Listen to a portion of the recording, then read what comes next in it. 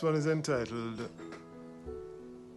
Make a Joyful Noise unto the Lord, and it is a recital of the 100th chapter of the book of the Psalms. Make a joyful noise unto the Lord, all ye lands. Serve the Lord with gladness. Come before his presence with singing. Know ye that the Lord, he is God, and it is he that hath made us, and not we ourselves. We are his people, and the sheep of his pasture. Enter into his gates with thanksgiving, and into his courts with praise. Be thankful unto him, and bless his name.